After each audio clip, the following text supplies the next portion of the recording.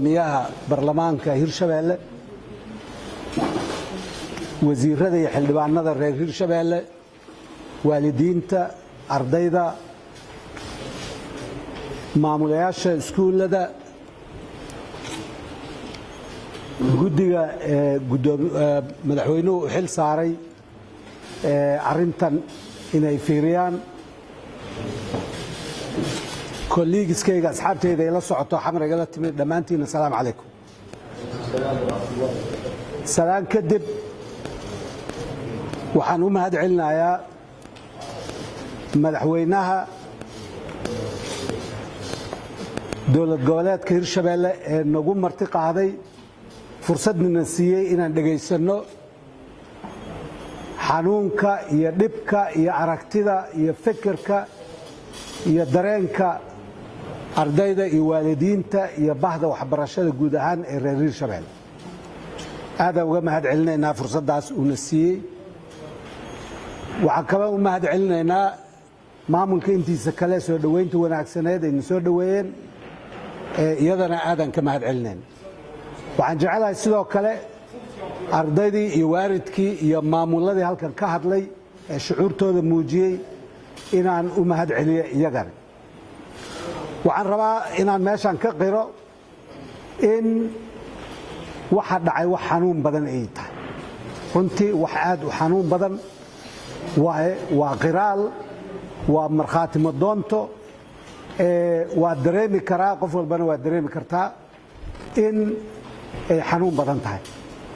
weliba wakhtiga imtixaan ku soo toosay oo bishii barakaysnaa ahayd in muxuu ahaa fashilka noocan uu dhaco runtii way xanuun badan tahay xanuunkaas wasaarad ahaan iyo xukuumad ahaanba waa idla wadaagaynaa sida maamulka iyo dowlad goboleedka Hirshabeelle ay idil xanuunsadeen ayaan idil xanuunsanaynaa waa xaqiiqo jirta taas waxa intaas dheer haddaan warbixin yar idin siiyo fashilkan 104 goobood ayaa imtixaanka laga qaadayay oo 2 goobood ay ka mid tahay Jowhar 104 goobood ayaa laga qaadayay hal goob ninaan aaminay oo weliba waay araga oo imtixaankii hore wax ka qaaday oo kormeero ahaa ayaana fashiliyay runtii aad ay xanuun badneed qof walba xanuujisay imtixaanka in la diyaariyo oo la qaado dadka ka shaqeeyo 4000 kor u dhaafaan 4000 ayaa dhabarka ka jabtay waxa dhabarka ka jabay sidaad idinkuba aad meesha ka soo jeediseen 31,000 oo arday oo isku diyaarisay weliba munaasabad waqti adag wax ku diyaariyay ayaa iyagana dhabarka laga jibiyay waa hal qof yani waad garan kartaan yani hal qof bini aadina dhibaatada u geysan karo waxa intaas dheer wasaaradda falkeeda alla ku celiyay waa inay kharash dabada ka galaan waa inay waxayaan runtii xanuunkaas naguma sahlanayn go'aankuna naguma sahlanayn anigana aan tago raadiyo oo aan ka sheego imtixaankaas waa fashilmay waana la baaba'shay waxa waaye wax ugu sahlan ma ahayn arrin sahlan ma ahayn waxaan jecelahay ku ordayna ma ahayn waxaan rabaa ardayda iyo waalidiinta iyo maamulada iskuulaadka iyo gaar ahaan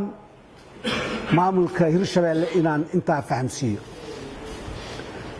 imtixaan waa fashilma saacadan la joogo Puntland imtixaan qaadayso waa fashilma wadamada dariska waa ka fashilma adduunku waa ka fashilma laakiin inta aan